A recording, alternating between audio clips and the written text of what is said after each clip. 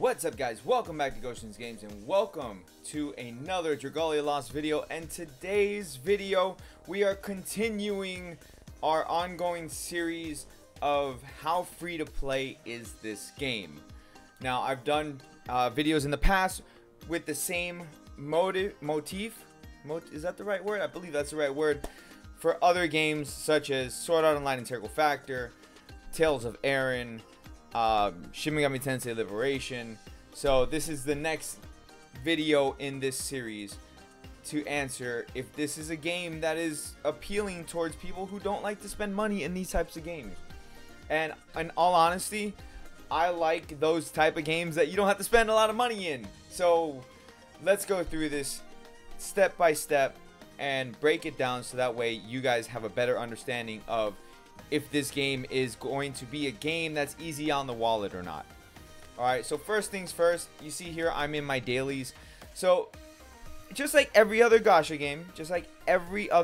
game, in the world, they have daily tasks that you do when you log in.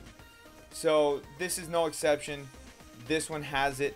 Now, Wyrmite is the currency, or one of the two currencies that you use in order to summon to get the newest units, or to use the Wyrmites in order to access other things in the castle and various other tasks such as restoring your stamina and things of that nature. Now most people like myself save the Wyrmite to use for summons because you always want to summon for the newest characters, the newest dragons, and the newest worm prince. So if you're like me, that's what you're saving your Wyrmites for, is for the summoning aspect of the game. So the other things that are in the daily tasks are perform an item summon, collect rupees from facilities, clear quests, so on and so forth. So all these things, they add up to points, you know, being free to play friendly and whatnot. Now here's the thing: 50 Wyrmite for a daily task.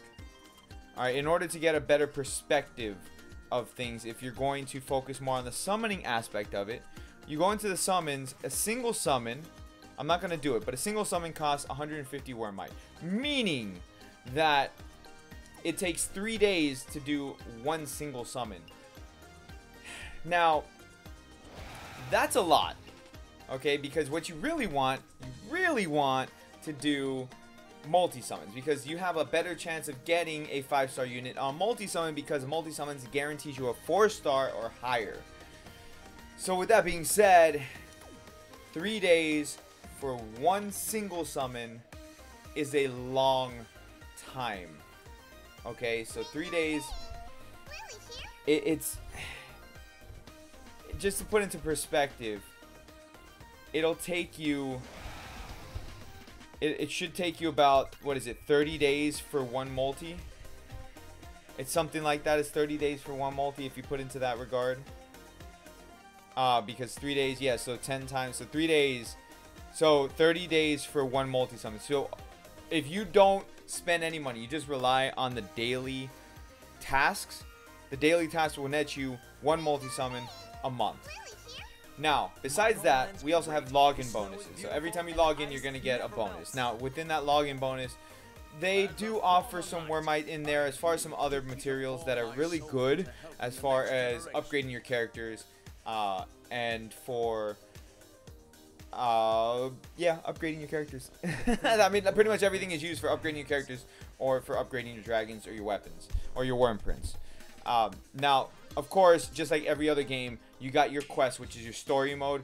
Going through the story mode does net you some Wyrmite, which is always good. I believe first time you go through it, it'll net you 30 each time you go through it. It's either 25 or 30. I can't remember off the top of my head.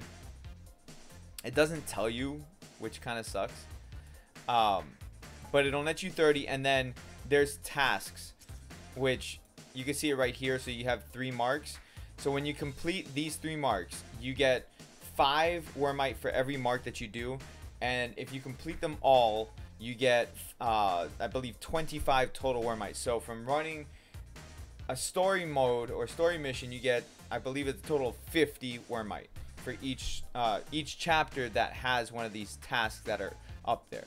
Okay, so the regular story right here, this one, that will net you just 25 Wyrmite from running it off the bat. Now, there's 6 chapters.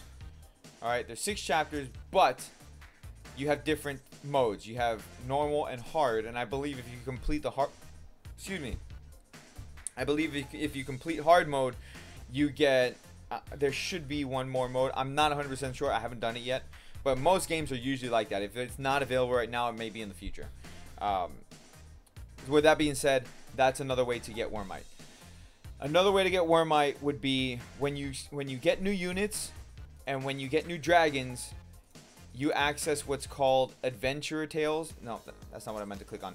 Adventure Stories and Dragon Stories. So reading through a new chapter or a new episode in the Adventure Stories gets you another 25 Wyrmite. So it's in good interest to level up pretty much every character and unlock their mana circles for every character in order to unlock the next episode so you can get more Wyrmite. The dragon stories get unlocked by 1, summoning the dragons, 2, by going into the castle and feeding the dragons, giving them items in Dragon Roost. So once you get up to a certain amount of friendship point, it'll unlock a story. As you can see here, I have Poseidon at 25 for friendship. So you give them gifts and then they increase your friendship level with them, which then in turn unlocks dragon stories. Now another way to unlock dragon stories is to level up your dragons as well. That is another good way to unlock the dragon stories. So I have these right now level 40. That's not the highest that they can go. The more that you get, the more, or the higher level they can go. Now that kind of puts it behind a paywall, kind of. I mean, that's something that I don't really like. I wish there was a different way to unlock, or unbind is what they call. I wish there was a different way to unbind dragons to increase their levels. You know, it does, like I said, it does kind of put them behind that paywall, which is something I don't like. Worm Prince, again, in order to increase their level, you have to get dupes of them, duplicates of them. Some Worm Prince you can farm out, like this one for example. This one you can farm out Paladin Defender. As of this moment recording the video, you can see I have like a whole bunch more. So that's not too bad. Weapons, same thing, you can create them and do it on your own. So those are some ways that you get the Wyrmites. Now other ways that you get Wyrmites are running multiplayer. You get, I believe it's 50 Wyrmite per new player that you team up with. There is a cap, there is a limit. I believe the most that you can get is 3,000 Wyrmite, I believe, because if I'm not mistaken, it's enough to do 2 multi-summons. So you can get 3,000 Wyrmite and then it's done. You can't get any more.